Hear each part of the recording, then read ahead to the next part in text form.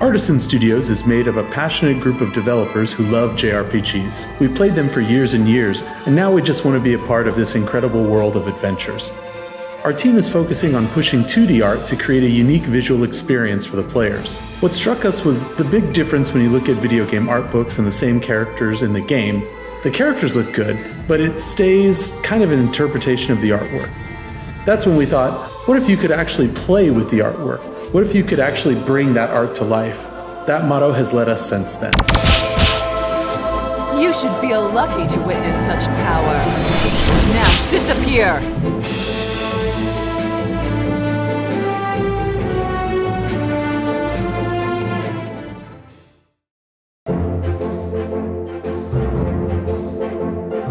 Our staff is composed of developers having 10 to 15 years of game development experience, and artists coming from traditional cartoon animations and movie productions. Many of our team members have worked on 2D games for the past 6-7 years and worked on JRPGs-inspired games before that. That was the foundation of the studio, to use that experience and knowledge in Japanese games and 2D to continue creating games for that audience. Of course, we had to start over on a lot of things because the studio was brand new, but we had the incredible luck to rely on extremely talented people bringing their past experience to help creating the game.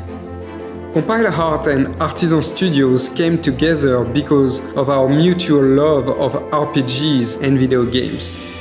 When we started the project, both teams were excited to make a different Neptunia game while keeping all the aspects the fans love.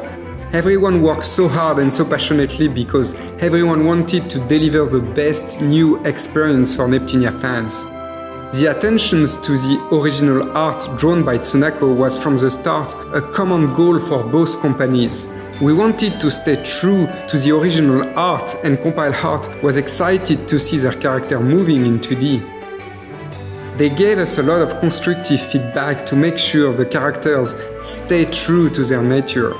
Ultimately, we shared the same goal, making the game as good and fun as possible, and there's no better way to make a collaboration work.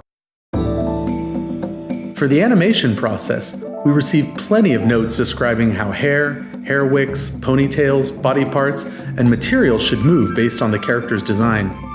Our challenge was to find a balance between each character's design constraints and avoiding the feeling of a paper-cut style that might feel a bit flat. Characters who are designed with a lot of detail and accessories, knots, belts, several layers of fabrics, intertwined elements, etc., are the ones who need specific attention, technically speaking.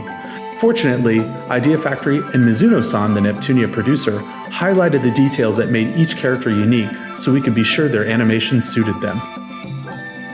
Aside from character animations, the other characters in the game is the background itself. When creating backgrounds, you want to tell a story for each town. How big is the city? Who lives there? Is it narrow? Is it bright? Gloomy? What is there to do?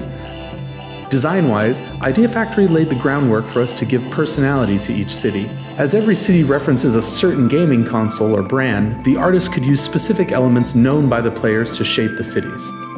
For the dungeons, it's different. We initially worked on a number of gameplay themes for them. Lots of platforms, lots of jump combinations, hidden passages, and the artist had some liberty to work around those constraints. The amount of time that went into each background would depend on other variables. How big is this place? How many elements are there in it? Implementing the art into the game was a joint effort between the art team and the level designers to make sure that it felt satisfying from both a gameplay and visual standpoint. It required a lot of back and forth between the two teams to adjust the placement of the visuals on one hand and draw additional elements on the other. One of the goals of the music was to add a layer of detail that's not necessarily shown on screen. For example, nostalgia, a sense of adventure, a certain lightheartedness, and generally hints about places and character.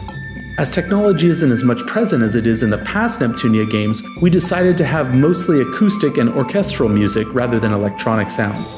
The soundtrack in itself is also a homage to Japanese RPGs.